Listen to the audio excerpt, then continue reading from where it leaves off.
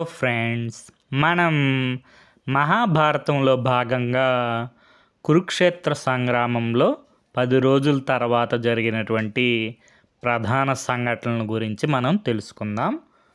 ముందుగా మనకి కురుక్షేత్ర సంగ్రామం 18 రోజులు జరుగుతుంది. అందులో మొదటి 10 రోజులు భీష్మాచార్యులు వారు కౌరవ సేనకి సర్వసైన్యాధిపత్యం వహిస్తారు. 10 రోజులు యుద్ధం చేసి భీష్మాచార్యులు వారు యుద్ధరంగంలో పడిపోయారు. ఆయన శిఖండితో యుద్ధం చేయరు కనుక అర్జునుడు శిఖండిని ముందు పెట్టుకొని వెనక నుంచి తాను బాణాలు వేస్తూ భీష్మాచార్యుల వారిని పడగొట్టారు. భీష్మాచార్యుల వారు పడిపోయారు కానీ వెంటనే చావలేదు. ఆయనకి స్వచ్ఛంద మరణం వరం ఉంటుంది. శాంతన మహారాజు అతని తండ్రి గారు ఇస్తారన్నమాట. తర్వాత ఆయన శరీరం నిండా బాణాలు గుచ్చుకొని ఉండడం చేత ఆయన పడిపోయినప్పుడు ఆయన శరీరం నేలకు తగలలేదు. ఆ స్థితిలో ఆయనకు దాహం వేస్తే అర్జునుడు భూమిని బాణంతో కొట్టి పాతాళ గంగని పైకి తెప్పించారు. ఉత్తరాయణం వచ్చేదాకా భీష్మాచార్యుల వారు అంపశయ్య మీద ప్రాణాలతోనే ఉన్నారు. తర్వాత మనకి భీష్మాచార్యుల వారి తర్వాత కౌరవ సేనలకు ద్రోణాచార్యుల వారు సర్వసైన్యాధిపత్యం వహిస్తారు. ఎన్ని రోజులు? 5 రోజుల పాటు. ఆయన పన్నిన పద్మవ్యూహంలో ప్రవేశించి అర్జునుడు కుమారుడైనటువంటి అభిమన్యుడు శత్రుయోధుల మధ్య చిక్కి చనిపోతారు. ఇది జరిగినప్పుడు అర్జునుడు దూరాన మరొక రంగంలో యుద్ధం చేస్తూ ఉంటాడు. అభిమన్యుడు వెనకగా నిలిచిన పాండవులు పద్మవ్యూహంలో ప్రవేశించబోతే సైంధవుడు వారిని అడ్డుపడ్డాడు. సైంధవుడికి వరం ఉంటుంది, పరమశివుడు ఇస్తారనమాట. ఒక్కరోజు పాండవుల్లో అర్జునుడు తప్ప మిగిలిన వారిని అందరినీ ఓడించే వరం అన్నమాట. ఆ కారణంగా అభిమన్యుడికి ఎవ్వరూ సహాయం చేయలేకపోయారు. ఈ సంగతి విని అర్జునుడు మర్నాడు సైంధవుణ్ణి చంపుతానని ప్రతిజ్ఞ చేసి అంత పని చేశాడు. తర్వాత ద్రోణాచార్యుల వారు ధృష్టద్యుమ్నుడు యుద్ధం చేస్తుండగా ధర్మరాజు అశ్వత్థామ చనిపోయినట్టు అబద్ధం చెప్తాడు. తన కొడుకు మరణించాడని ధర్మరాజు నోట విని ద్రోణాచార్యుల వారు అస్త్ర సన్యాసం చేసి ప్రాయోపవేశం చేశారు. అప్పుడు ధృష్టద్యుమ్నుడు ఆయన్ను చంపేస్తారు. ద్రోణాచార్యులు చనిపోయిన అనంతరం మనకి కౌరవ సేనలకు సర్వసైన్యాధిపత్యం వహించింది కర్ణుడు. కర్ణుడికి రథసారథిగా శల్యుడిని నియమిస్తారు దుర్యోధనుడు. శల్యుడు కర్ణుడికి సారథిగా ఉండడానికి ఒప్పుకున్నాడు, కానీ అతను యుద్ధం చేసిన 2 రోజులు శల్యుడు అతన్ని అవమానిస్తూ నిరుత్సాహపరుస్తూ వచ్చాడు. 2వ రోజు కర్ణుడు అర్జునుడితో యుద్ధం చేస్తుండగా అతని రథచక్రం బురదలో కూరుకుపోతుంది. కర్ణుడు దాన్ని ఎత్తుతుండగా అర్జునుడు అతన్ని చంపేస్తాడు. కర్ణుడి అనంతరం మనకి కౌరవ సేనాధికి సర్వసైన్యాధిపత్యం వహించింది శల్యుడు. ఆయన ఆ రోజే ధర్మరాజుతో యుద్ధం చేస్తూ చచ్చిపోతాడు. మనకి 18వ రోజు యుద్ధం ముగిసింది. ఆ యుద్ధంలో 18 అక్షయుల సేన పోయింది. ఈ 18 అక్షయుల సైన్యం 11 అక్షయులు వచ్చి కౌరవులది, 7 అక్షయులు వచ్చి పాండవుల సైన్యం అన్నమాట. తర్వాత మనకి ఇంకా ఎవరు మిగిలారంటే దుర్యోధనుడు తప్ప అతని తమ్ములందరూ చనిపోతారు. దుశ్శాసనుని భీముడు భయంకరంగా చంపి అతని నెత్తురు తాగాడు. యుద్ధంలో ఉభయపక్షాల యోధులు అనేక వేల మంది చనిపోయారు. పాండవుల పక్షాన మిగిలింది ఇప్పుడు పాండవులు, ఉప పాండవులు, యూత్సుడు, సాత్యకి, ధృష్టద్యుమ్నుడు, శిఖండి మిగిలారు. యూత్సుడు ఎవరంటే మనకి ధృతరాష్ట్రుని యొక్క కుమారుడు. యుద్ధం ముగిగానే అతను హస్తినాపురానికి వెళ్ళిపోయారు.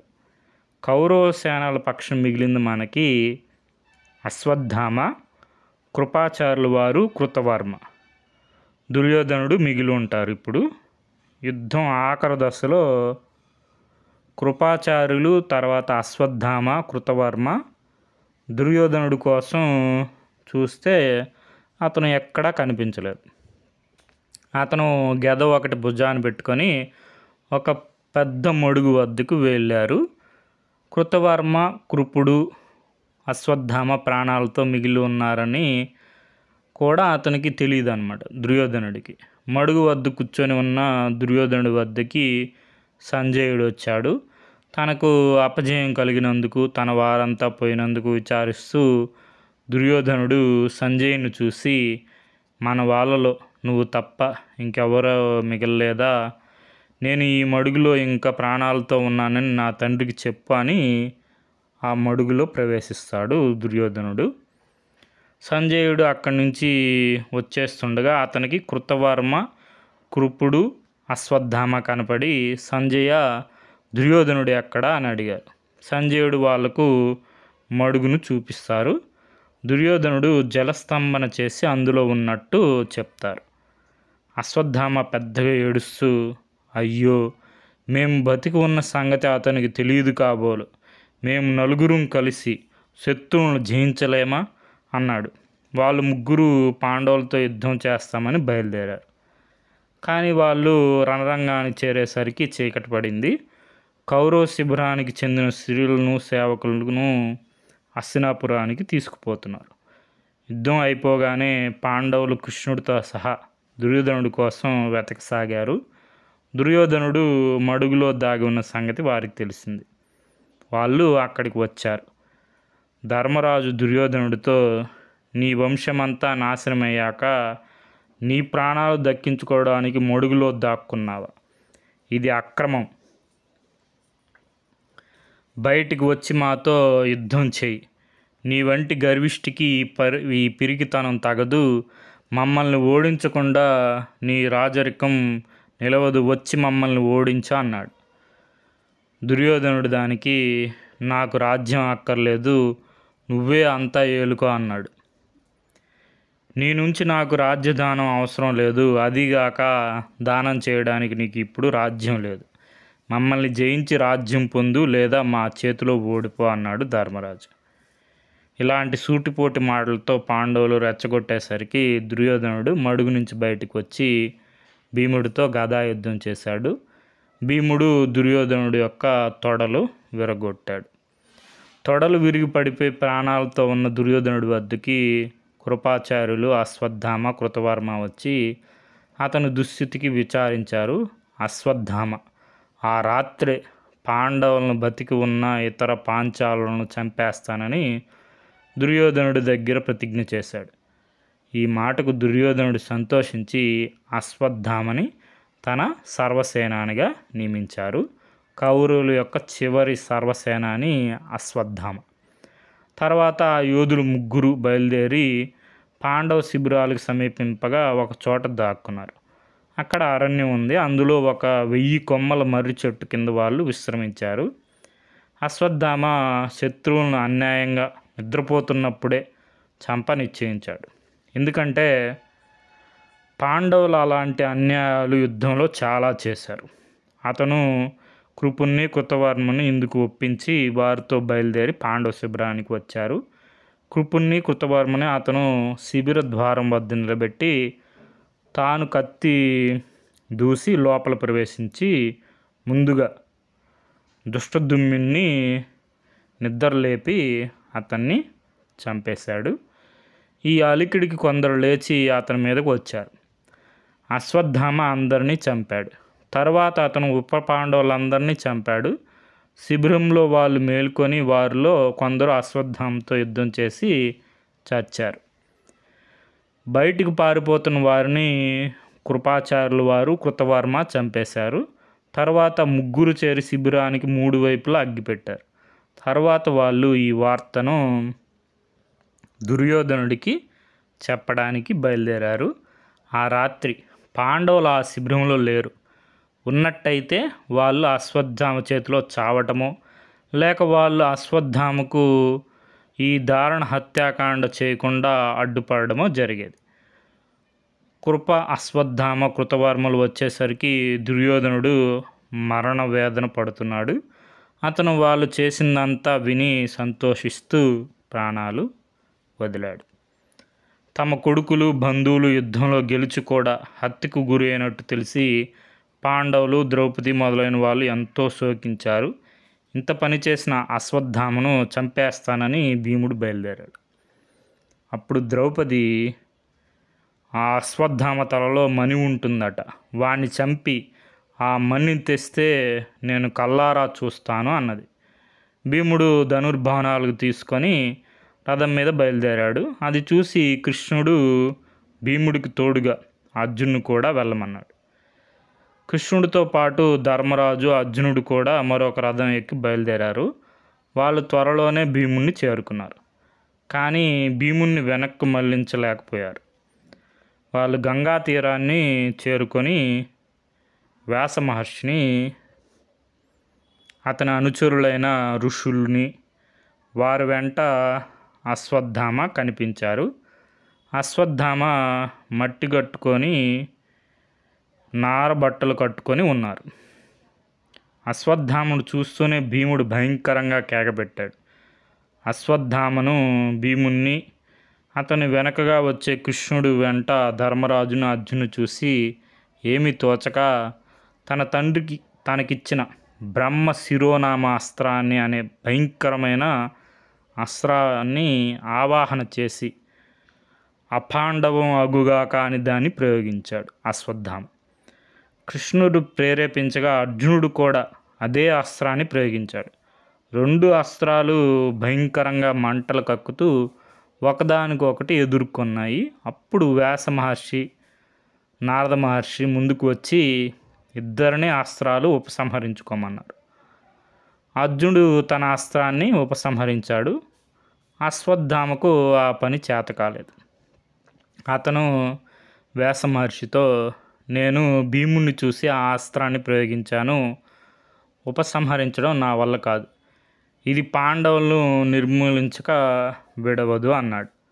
కృష్ణుడు ఆ మాట విని, సరే, పాండవుల అంకురం ఇప్పుడు ఉత్తర గర్భంలో ఉన్నది, దాని మీద నీ అస్త్రం ప్రయోగించు అన్నాడు. అశ్వత్థామ తన తలలో ఉన్న మణిని అర్జునుడికి ఇచ్చేటట్టు, అర్జునుడు అతని ప్రాణాలతో వదిలేటట్టు అక్కడున్న ఋషులు రాజీపరిచారు. అశ్వత్థామ తన తలలోని మణిని తీసి అర్జునుడికి ఇచ్చి అడవులు పట్టి వెళ్ళిపోయాడు. భీముడు ఆ మణిని తీసుకుపోయి ద్రౌపదికి ఇచ్చి, ఇక విచారించుకో అన్నాడు.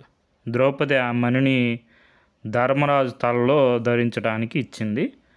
హస్తినాపురంలో ధృతరాష్ట్రుడు తన 9 కొడుకులు యుద్ధంలో పోయినందుకు అంతులేని విచారంలో మునిగిపోయాడు. సంజయుడు ఆయనతో, నీ కొడుకులేమిటి, 18 అక్షయుల సేన నాశనమైంది, ప్రపంచంలో ఉన్న రాజులు అందరూ చచ్చారు, చచ్చిన వారికి అందరికీ ప్రేత కార్యాలు చేయించు అన్నాడు. ధృతరాష్ట్రుడి వెంట గాంధారి, కుంతి, ఇతర అంతఃపుర స్త్రీలు ఏడుస్తూ యుద్ధభూమికి వచ్చారు. ఈ సంగతి తెలిసి పాండవులు కృష్ణుణ్ణి, సాత్వికిని, యూసుని వెంటబెట్టుకొని అక్కడికి వచ్చారు. ధర్మరాజు ధృతరాష్ట్రుడికి నమస్కరించి ఆయన్ను చూడడానికి వచ్చిన వారందరి పేర్లు చెప్పాడు. ధృతరాష్ట్రుడికి లోపల మండిపోతున్నది. ఆయన ధర్మరాజుని కౌగిలించుకొని తరువాత భీముణ్ణి కౌగిలించుకోబోయాడు. కృష్ణుడు భీముణ్ణి వెనక్కి లాగి ఇనప భీమ విగ్రహాన్ని ముందుకు తోశాడు. ధృతరాష్ట్రుడు ఆ విగ్రహాన్ని బలంగా కౌగిలించుకోసరికి అది కాస్త పిండి అయిపోయింది. అదే నిజంగా భీముడైతే చచ్చే ఉండేవాడు. ధృతరాష్ట్రుడి బలం 1000 ఏనుగుల బలం. కానీ ఇనప విగ్రహాన్ని నుగ్గు చేసి ధృతరాష్ట్రుడు ముక్కుల నోట నెత్తురు కక్కుతూ కింద పడిపోయాడు. తర్వాత ఆయన అయ్యో భీమ అంటూ దొంగ ఏడుపు సాగించాడు. కృష్ణుడు ఆయనతో, రాజా విచారించకు, నువ్వు నుగ్గు చేసింది భీముని కాదు, ఇనప విగ్రహాన్ని అన్నాడు. ఆ విగ్రహం దుర్యోధనుడు తన గదా యుద్ధాభ్యాసం కోసం చేయించింది దుర్యోధనుడు. తర్వాత కృష్ణుడు ధృతరాష్ట్రుని ఓడించాడు. నాకిప్పుడు పాండవులు తప్ప కొడుకులు ఎవరున్నారు అంటూ ధృతరాష్ట్రుడు భీమార్జున నకుల సహదేవుల శరీరాలు నిమిరాడు. ఇది మనకి మహాభారతంలో 10 రోజుల తర్వాత జరిగినటువంటి ప్రధాన సంఘటనలు. దీనికి మూలం మనకి చందమామ ఫిబ్రవరి 1974 సంచిక. Okay friends, thank you for watching.